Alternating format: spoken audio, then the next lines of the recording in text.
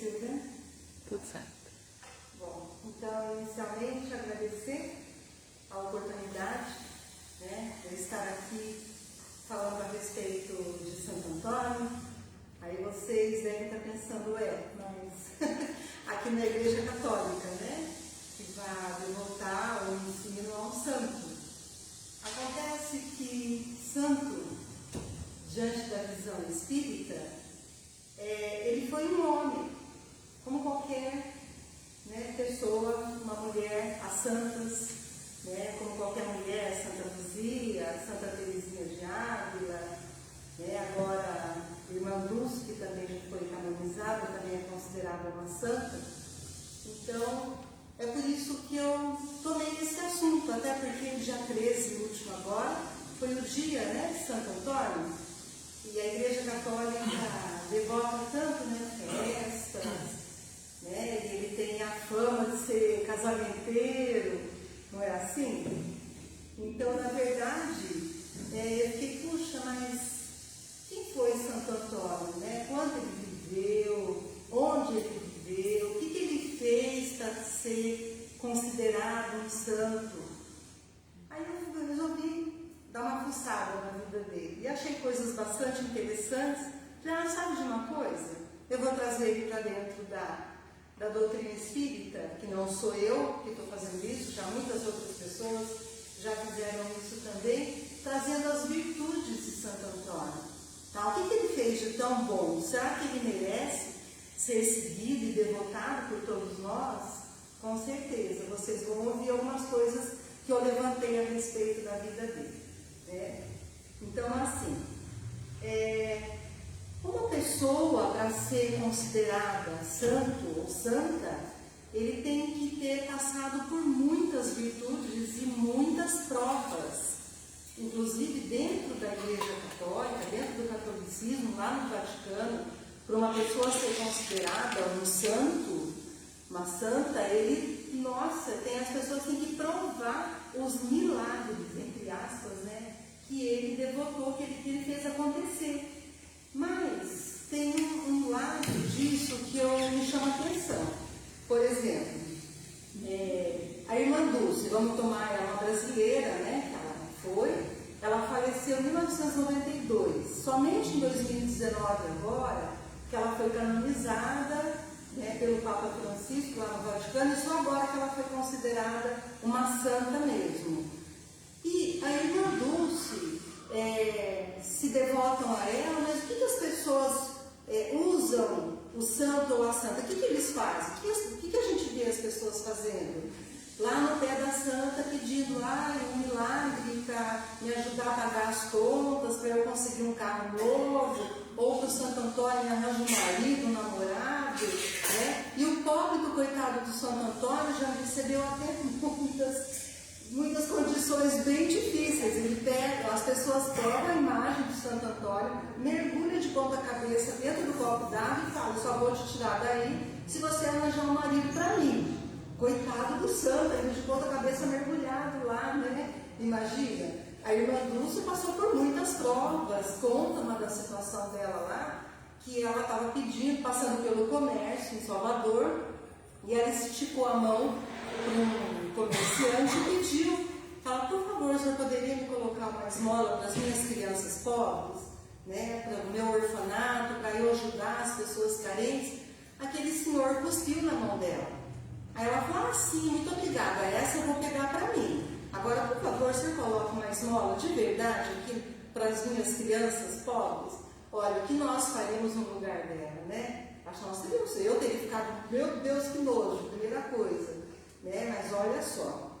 Então, esse resgate, né, do santo, assim, para arrumar um marido, no caso de Santo Antônio, é um folclore. Porque, na verdade, Santo Antônio, ele realmente ajudava algumas moças, mas ele colocava no convento, aí ela via que o negócio não era para ela, ele acabava aproximando a moça de um rapaz, e dava certo, casava. Então, na verdade, ele não era bem um casamenteiro, sabe? Isso aí meio que fama dele. Por isso, então, que eu resolvi resgatar a história do Santo Antônio, né? Então, quem era é Santo Antônio? Na verdade, esse Antônio que não era Antônio. Ele adotou esse nome depois, quando ele se tornou franciscano. O nome verdadeiro dele era Fernando Martim de Bulhões. Ele nasceu no dia 15 de agosto de 1195, lá quando estava começando a Idade Média, né?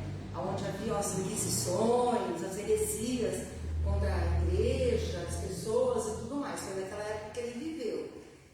E nasceu em Lisboa, tá? Ele era português, né? Então, até os 15 anos de idade, ele estudou dentro da Igreja da Sé, em Lisboa. E ele foi alfabetizado ali. Ali ele estudava música, ele estudava latim, aprendeu alguma coisa de teologia.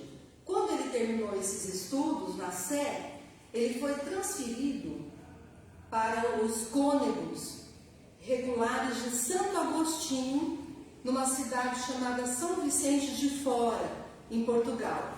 Ele continuou em Portugal.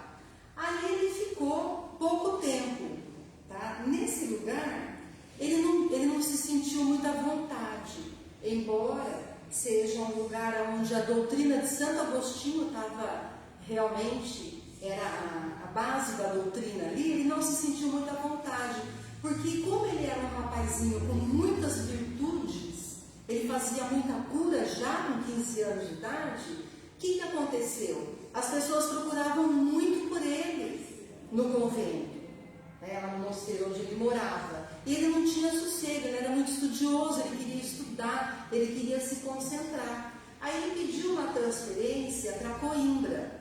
Lá em Coimbra, ele foi estudar na ordem dos frades franciscanos.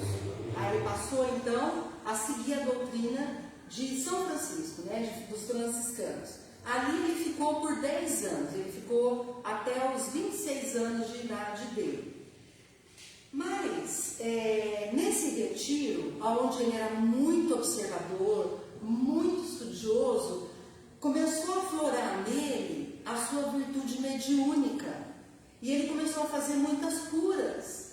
E ele via muita coisa, e ele foi se aprofundando naqueles estudos, e sempre os frades, os freios, de olho nele, porque ele era muito virtuoso, aquilo meio que incomodou um pouco, e ele começou a fazer muitos milagres. Por que eu estou colocando entre aspas a palavra milagre?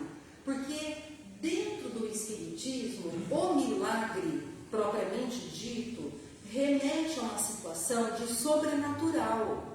E dentro da doutrina, dentro do Espiritismo, não há nada de sobrenatural. O que nós temos aqui é a evidência da manifestação dos Espíritos. Os Espíritos se manifestam sobre a materialidade, sobre os corpos. Então, eles promovem a cura, tá? Ele promove a materialidade sobre as tempestades, sobre os animais. Por exemplo, você vê desabrochar de uma flor, aquela flor linda, maravilhosa, você acha que aquilo é um milagre? Milagre propriamente dito, como eu disse, remete ao sobrenatural. Aquilo não é sobrenatural, aquilo é a lei da natureza, são as leis de Deus, é Deus que está provendo aquilo. São os espíritos que estão manipulando os fluidos, o fluido cósmico universal. Então, dentro do Espiritismo, lá no livro da Gênese de Allan Kardec, no capítulo 13, você encontra exatamente a explicação dos milagres, entre aspas, uma explicação dos espíritos para Allan Kardec, desmistificando essa coisa do sobrenatural. Tá? Então, por isso que milagres de Santo Antônio, vamos chamar de milagre que facilita a nossa comunicação. Mas só para esclarecer um conceito doutrinário, do Espiritismo, que o milagre, o sobrenatural, ele não existe. Tá? O que é o Espírito? O Espírito nada mais é do que a alma de um sobrevivente, tá? De um espírito que sobreviveu. O Espírito ele é imortal. Então, ele vai para a erraticidade e ele continua atuando na materialidade. Tá? Assim como nós pegamos uma água e podemos convertê-la num gelo, por exemplo, tá? Então não tem nada de milagroso, nada de sobrenatural. São as leis da natureza, a lei da física, a lei da química, enfim, né? Então, dentro do convento, lá do mosteiro de Coimbra, né, onde Santo Antônio estava, ele começou a amadurecer, estudar, observar, e ele começou a ficar muito incomodado com algumas questões que aconteciam dentro da doutrina religiosa a qual ele estava fazendo parte.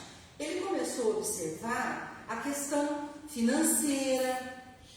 Então ele olhava que dentro do mosteiro ele não passava frio, ele não passava fome, ele nenhum dos freis que estavam ali. Tinha mesa farta, tinha frutas, tinha sopas, tinha caldos, tinha pães. Mas quando ele saía fora do mosteiro, o que ele encontrava lá? A miséria. Tá? Ele encontrava as pessoas pobres, doentes, famintas. E ele falava, mas peraí, esse não é o Evangelho de Jesus. A minha religião é a religião do Evangelho de Cristo, aquele que acolhe, aquele que deixa as pessoas alimentadas, acolhidas, sem passar frio, sem passar fome, percebe? Ele começou a ficar moço, e ele começou a observar tudo isso, e ele começou a não gostar. Aí ele começou a ter um pouco de contratempo dentro do mosteiro, né? Ele gostava daquele Evangelho de Cristo, da humildade, do perdão, sabe? É o verdadeiro Cristo, né? O verdadeiro Evangelho. É aquilo que nós encontramos no Evangelho segundo o Espiritismo. Se você lê o Evangelho segundo o Espiritismo, você vai ver que está ali o cristianismo puro, né? A nossa reforma íntima. É isso que o Santo Antônio queria. Aí, ele ficou por volta de 8 anos aproximadamente, 10 anos nesse convento, quando um dia chegou para o convento relíquias de 5 monges franciscanos que foram mortos em Marrocos. Eu não achei na literatura exatamente o que aconteceu com esses monges, né? Mas eu acredito que deve ter sido alguma batalha, alguma perseguição, né, aos cristãos, alguma coisa aconteceu lá. E as relíquias deles chegaram para serem sepultadas em Marrocos, em Coimbra, e ele quis saber como viviam esses franciscanos. Aí foi relatado para ele que era a humildade, que era a caridade, a indulgência, enfim, era o que ele queria para a vida dele. Aí ele falou, então eu vou para Marrocos, porque lá está o verdadeiro cristianismo que eu procuro. Então ele foi enviado para Marrocos. Quando chegou lá, ele mal chegou em Marrocos, ele ficou muito doente, né? Aí ele ficou uns meses, aí falaram, acho melhor você voltar para Portugal para se tratar, quando você estiver bem, você retorna. E colocaram o Santo Antônio numa embarcação de volta para Portugal. Mas, no meio do caminho, eles pegaram uma tempestade, a embarcação pegou uma tempestade, ela ficou à deriva e ele foi desembarcar na Itália. Eles foram levados para a Itália. E ele desembarcou na Itália, em Pádua, né, ou Pádua. Lá, ele conheceu São Francisco de Assis, a qual ele se identificou. Ele não só conheceu, como ele conviveu com São Francisco de Assis. E ele foi, então, ele ficou encantado com aquela doutrina toda, né, de pé no chão, amor aos animais. A menor criatura de Deus era adorada, maravilhada, ele cuidava, São Francisco cuidava, né? Aí o que aconteceu com São Francisco? Foi nesse ponto que ele passou a ser chamado de Antônio. Lá antes, quando ele chegou em Marrocos, ele já passou a ser chamado de Antônio, né? Então ele abandonou o nome de Fernando, que era o nome original dele. Bem, Santo Antônio, então, passou a pregar, né? Ele era um belo orador, e ele passou viajando a Itália, a Espanha, a França, pregando em nome de Cristo. Ele era um orador encantador, né? Diz a literatura espírita que quando ele falava, os espíritos faziam a voz dele ir longe. As pessoas ficavam em silêncio ouvindo ele falar. O comércio por onde ele passava, desciam, cerravam as portas, fechavam-se as portas, o comércio fechava, para todo todo mundo escutar o que Santo Antônio tinha para falar. Eu estou falando de Santo Antônio, mas na verdade só para facilitar a comunicação, porque ele ainda não era santo, ele era só um Antônio da vida, né? Um português. Tá? E ele tinha uma memória também prodigiosa, tá? Ele memorizava o que as pessoas falavam, né? Ele tinha muito aconselhamento, por isso até a fama dele de casamenteiro vem por essa questão do aconselhamento também, tá? Aí, ele fazia os tais milagres, que tem, eu selecionei 3 milagres que ele fez, né, como eu disse para vocês, milagre entre aspas, que foram as que mais me chamaram a atenção. Uma delas foi o seguinte, Santo Antônio, ele restabeleceu um pé de um rapaz que tinha sido amputado. Tá? O que aconteceu? Esse rapaz foi chamado de Leonardo. Leonardo, um dia, no momento de muita fúria, ele chutou a mãe dele. Aí, ele ficou muito arrependido e correu para Santo Antônio para se confessar. Chegando lá, Santo Antônio usou a seguinte frase para ele: o pé daquele que chuta uma mãe, da sua própria mãe, merece ser amputado. Paulo foi muito duro com o rapaz. O rapaz ficou apavorado. Voltou para casa e foi lá, amputou o seu próprio pé. Tá? Aí a notícia chegou para Santo Antônio. Santo Antônio correu na casa dele e foi lá. Invocou Jesus Cristo, pegou aquele pé amputado e uniu de volta ao corpo. Ele fez uma imposição de mãos, fez uma prece invocando Jesus Cristo e fez o sinal da cruz sobre aquela cirurgia que ele fez. Para os estudiosos espíritas, o que ele fez foi, ele proveu a mediunidade da cura e ele deu um passe no local amputado. Tá? Então esse foi um dos milagres que mais assim se fala, né? E por isso a Igreja Católica o considera como um taumaturgo. Taumaturgo é aquele que opera muitos milagres. Então esse milagre foi assim, divino mesmo, né? Um segundo milagre que aconteceu foi o seguinte: uma senhora, impedida pelo marido incrédulo, ela foi impedida de assistir uma pregação dele quando estava na cidade que ela residia. E ela ficou muito chorosa. Tá? Ele estava a 2 quilômetros de distância dela. E ela ficou no parapeito da janela, aos trancos. Queria muito estar lá com as outras pessoas ouvindo a pregação dele. Né? Por quando, de repente, a voz de Santo Antônio chega até ela. E ela ouve toda a sua pregação a 2 quilômetros de distância. E ela ficou num estado iluminativo. E ela conseguiu ouvir. Então a literatura espírita fala que os espíritos protetores, orientador dele, irradiou a voz dele para todas as pessoas que estavam a certa distância. Então olha que capacidade, né? Aqui nós estamos tão pertinho, eu ainda estou precisando de um instrumento físico aqui, né? Para poder chegar até vocês.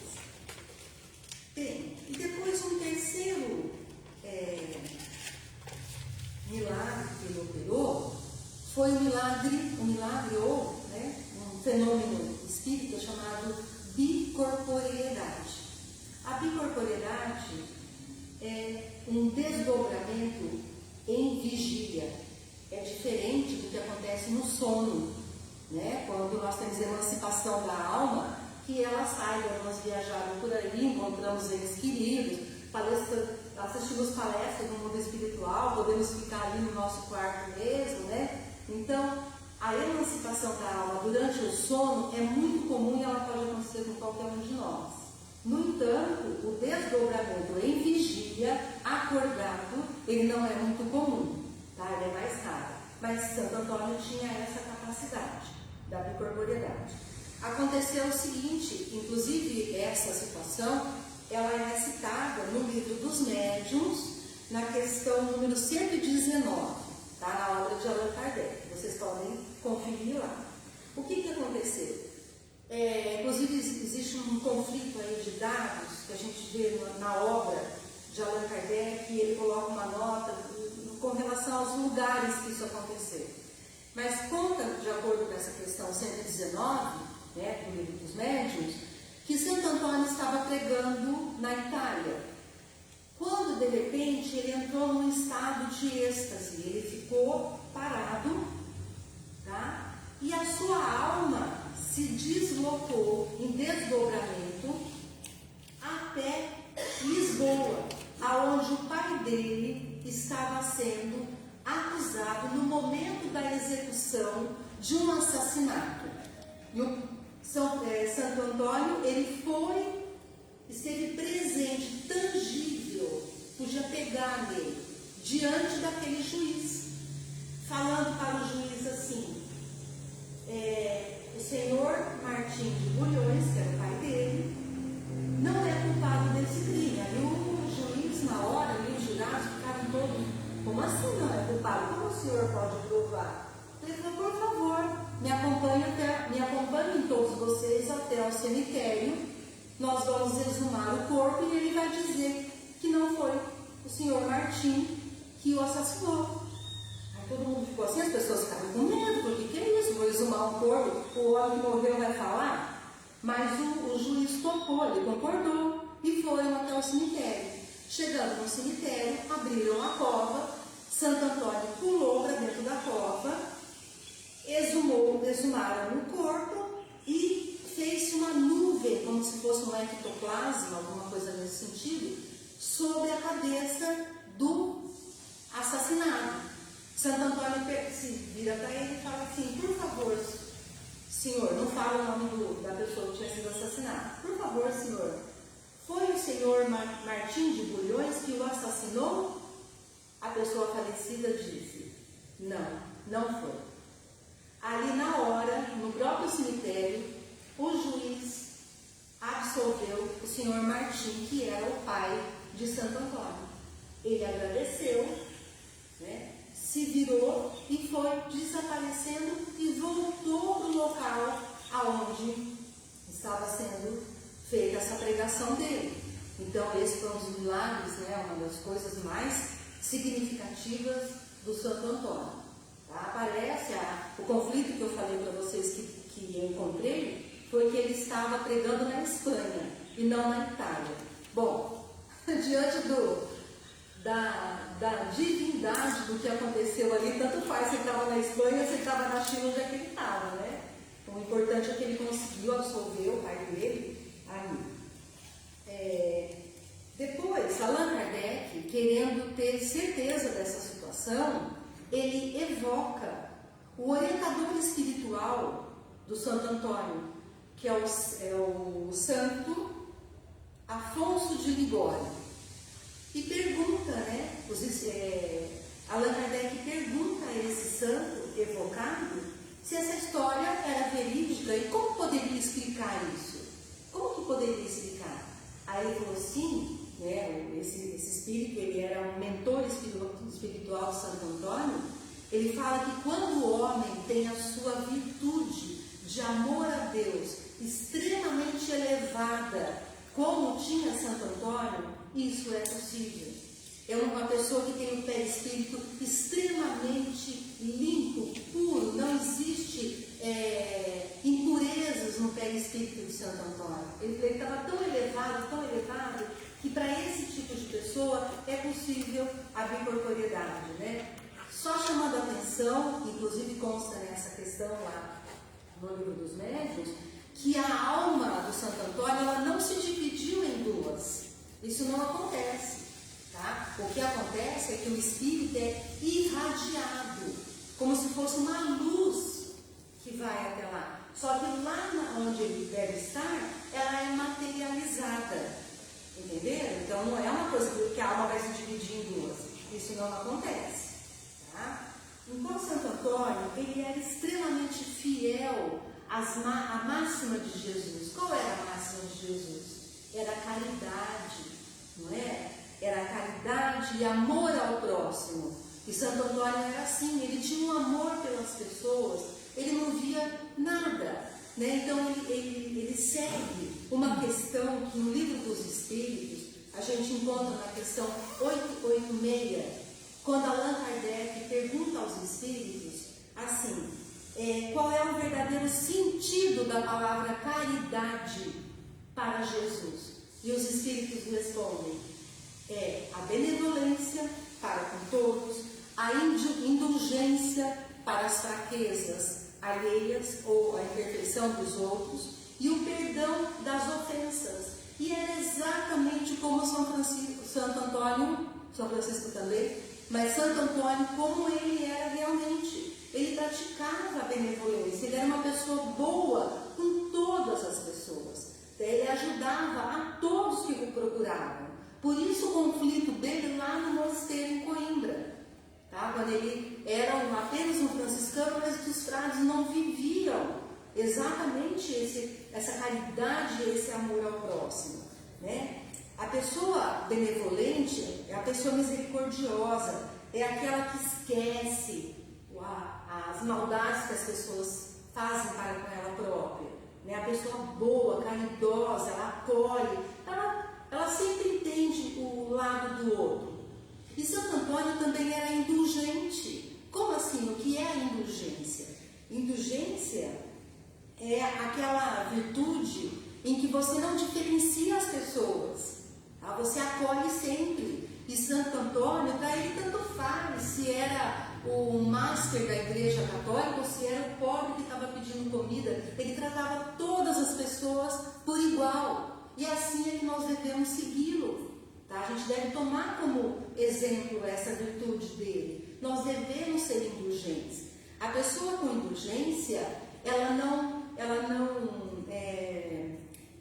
despreza o outro, tá? Ela acolhe, né? Ela é uma pessoa que ela perdoa as ofensas, ela não diminui ninguém, ela não coloca distância entre as pessoas. Tanto faz se você está dando uma palestra para ministros lá em Brasília, ou se você está numa comunidade muito carente, o acolhimento tem que ser o mesmo. Isso é uma pessoa indulgente, tá?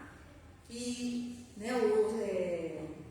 São Paulo sempre falava, primeiro você deve ser exigente com você mesmo, depois você tem que ser severo com você mesmo, para você poder ser indulgente para com o próximo. E uma outra virtude do Santo Antônio, que todos nós devemos usá-la por completo, é o perdão das ofensas. Então ele era benevolente, ele era indulgente e ele perdoava a qualquer pessoa, a qualquer ofensa. A gente tem que tomar isso do nosso dia, tá? Porque o perdão, quando nós chegarmos, quando nós passarmos, né, quando nós desencarnarmos, como é que nós vamos chegar lá e vamos ser julgados? Ai, perdão, né, aos espíritos que estão me recebendo aqui, porque eu fiz isso, eu fiz aquilo, eu quero pedir perdão. Como você vai pedir perdão se você não perdoou ninguém na tua vida? Não é assim? Não tem aquela passagem de Mateus, do Evangelho de Mateus, que fala, deixa eu ver se eu acho onde eu coloquei, ele fala assim, que você, assim, como pedirás perdão de suas próprias faltas se você não perdoa aos outros? Jesus nos ensina que a misericórdia não tem limites, né? Quando você for fazer a tua oferta diante do altar e te lembrar aí que teu irmão tem alguma ofensa com você, primeiro deixa ali o seu perdão para depois você fazer a oferta. Eu me lembro muito bem quando eu frequentava a Igreja Católica, acho que a maioria de nós aqui veio dessa doutrina, né?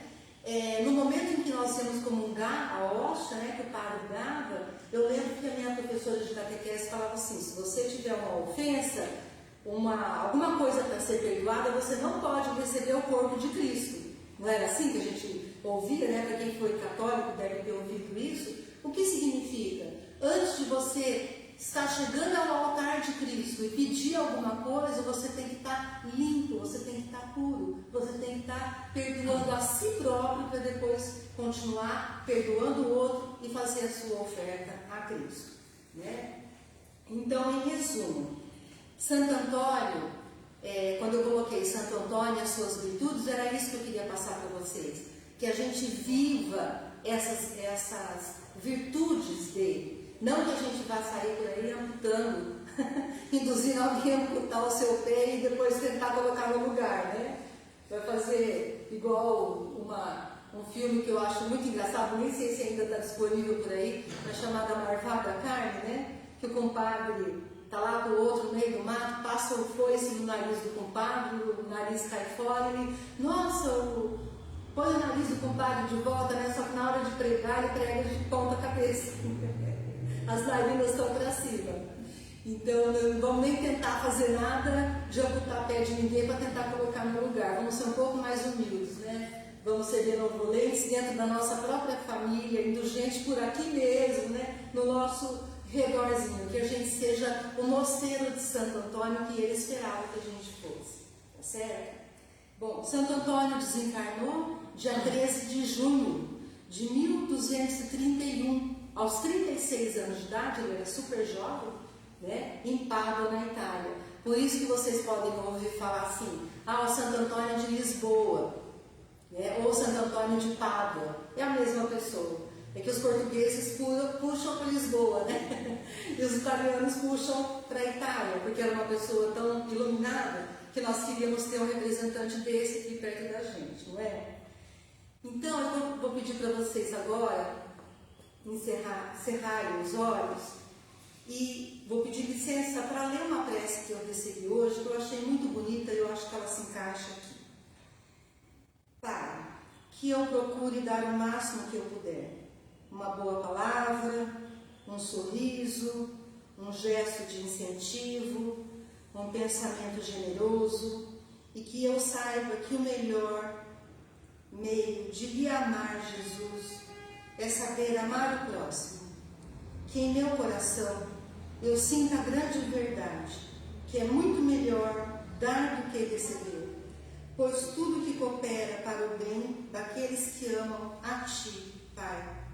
Te pedimos que a Tua graça alcance cada pessoa que possamos estar ao lado, que no dia de hoje, que todas as pessoas sejam abençoadas, especialmente as famílias que foram acometidas pela tragédia dessa semana na nossa cidade vizinha de Cambé, com toda essa tragédia que aconteceu, e que a gente tome os pais, né, daquelas crianças como exemplo dos pais da menina, que diante de tanta dor de perder a sua filha, né, ainda teve muita elevação espiritual de pedir preces pelo rapaz que foi o assassino.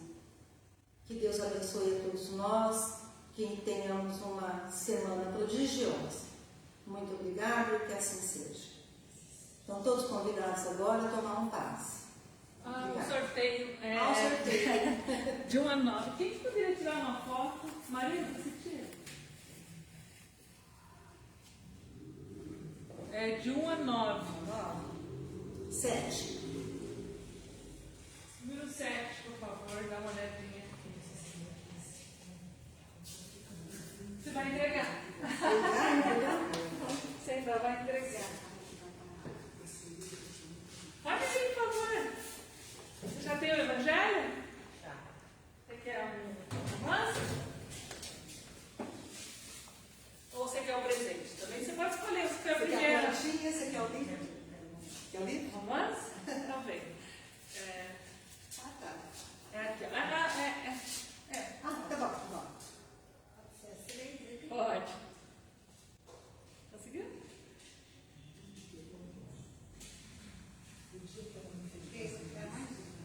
Sorria! Começa o nome? Rosimeire. A gente pode colocar no 3 lá? De 1 a 9, tirando 7. No 3. Número 3. Ai, que beleza.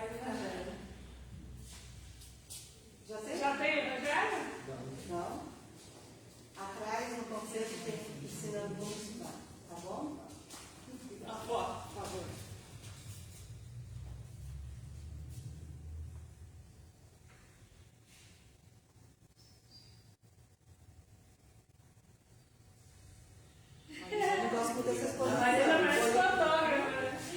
Agora, de 1 a 9, tirando o 3 e o 7. 4. Número 4. Ninguém? Número 4 já saiu? Alguém dá com papelzinho branco? Papelzinho branco, mas que o número 4. Então, Não? outro número. É. 1. Número 1? Deixa ela levantar. Deixa ela vir aqui. Tem que tirar foto. Aqui, ó, é uma lembrancinha do grupo. Esse aqui a Glócia faz, ó. É um. Eu passo aqui. É um. Como é que é o nome? É o porta-agulha. Porta-agulha. Pra cortar na bolsa. Minha florzinha. Felicidade.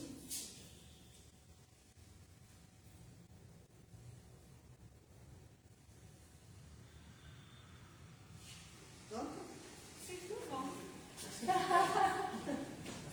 Obrigada. Esqueci de desligar aqui. É, show.